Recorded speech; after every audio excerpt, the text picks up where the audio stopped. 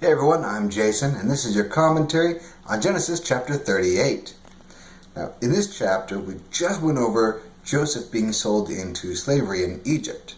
So this is a sharp contrast. We're going to pick up in chapter 39 with the story of Joseph again, but this one chapter is actually going to be about Judah. It says, at that time, and at that time is right after Joseph was sold in slavery, Judah left his brothers. He went down to stay with a man named Hira. Hira was from the town of Adullam. There Judah met the daughter of a man from Canaan.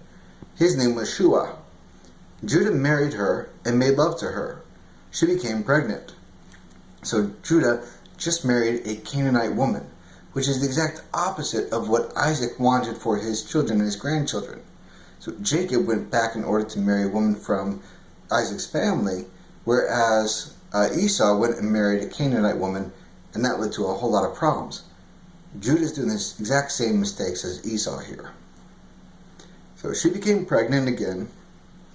She became pregnant. She had a son. They named him She became pregnant again and had another son. She named him Onan. She had still another son. She named him Shelah. He was born at Kezib. Judah got a wife for his oldest son, Her name was Tamar. But Judah's oldest son, was evil in the Lord's eyes, so the Lord put him to death. Then Judah said to Onan, that's the second son, make love to your brother's wife. After all, you are her brother-in-law, so carry out your duty to her. Produce children for your brother.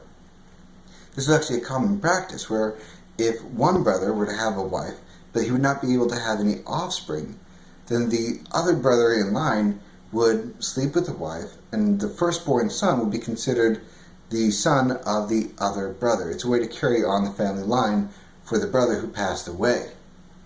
Okay. But Onan knew that the children wouldn't belong to him. So every time he made love to his brother's wife, he spilled his seed on the ground. He did it so he wouldn't produce children for his brother. What he did was evil in the Lord's eyes. So the Lord put him to death also. Then Judah spoke to his daughter-in-law Tamar. He said, live as a widow in your father's home. Wait there until my son Shelah grows up. Judah was thinking Shelah might die too, just like his brothers. So Tamar went to live with her in her father's home. So the second brother died. It was supposed to be the third brother who would then carry on the lineage of the first one with Tamar. But Judah was considering Tamar to be kind of like bad luck, so he didn't want to risk losing his third son as well. So he just kind of pushed her off aside and said, yeah, we're going to send you my third son when he's old enough. He's just not old enough yet. But he actually had no intention of doing that. After a long time, Judah's wife died. She was the daughter of Shua. When Judah got over his sadness, he went up to Timnah. His friend Hira from Adullam went with him. Men were clipping the wool from Judah's sheep at Timnah. Tamar was told, your father-in-law is on his way to Timnah to clip the wool from a sheep. So she took off her widow's clothes. She covered her face with a veil so people wouldn't know who she was. Then she sat down at the entrance to Enem. Enem is on the road to Timnah. Tamar knew that Shelah had grown up, but she hadn't been given to him as his wife. Judah saw her. He thought she was a prostitute because she had covered her face with a veil. He didn't realize that she was his daughter-in-law. He went over to her by the side of the road. He said, come, let me make love to you. Okay. First of all, how do you not know it's your own daughter-in-law? I mean, yeah, they got a veil, but I still don't get that one, okay? But apparently it was enough to confuse him. He was expecting her to be somewhere else and dressed in a widow's garb, which is black and everything like that. Instead, she's dressed like a prostitute with a veil. Apparently that was enough to confuse him. So, what will you give me to make love to you? She asked. I'll send you a young goat for my flock, he said.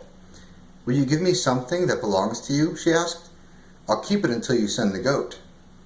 She was doing this. It sounds like if you give me something now just to hold on to, then I know you're going to send me the goat later. He said, what should I give you? Give me your seal and its string. So it's his own seal, and it was a cord that would actually have the seal on it. She answered, "And give me your walking stick." So he gave them to her. Then he had sex with her, and she became pregnant by him.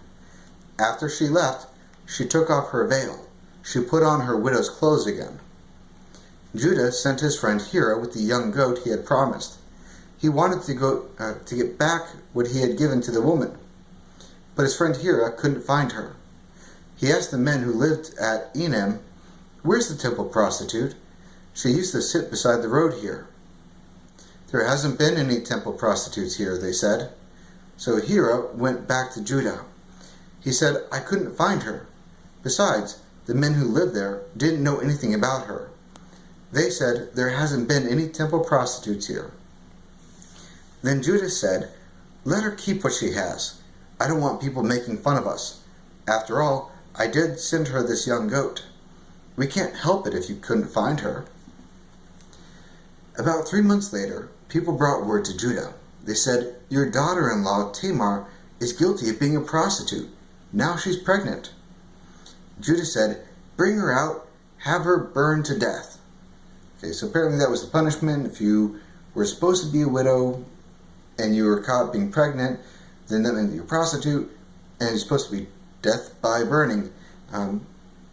It's really odd here. Again, Judah, he must have thought she was bad luck. He didn't bat an eye or anything. It was just immediate, "Oh yeah, kill her." So he had no really any compassion for her. As Tamar was being brought out, she sent a message to her father-in-law. She said, "I am pregnant by the man who owns these." She continued, "Do you recognize this seal and string and walking stick? Do you know who they belong to?" And of course Judah did. They were his.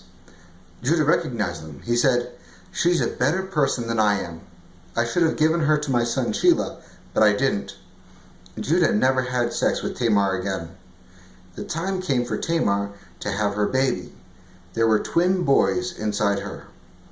As the babies were being born, one of them stuck out his hand. So the woman who was helping Tamar took a bright red thread. The woman tied it on the baby's wrist. She said, "This one came out first." But he pulled his hand back, and his brother came out first instead. She said, "Just look at how you have broken out." So he was called Perez. Then his brother, who had the red thread on his wrist, came out. So he was named Zerah. So Tamar is actually one of 5 women mentioned in the genealogy of Jesus.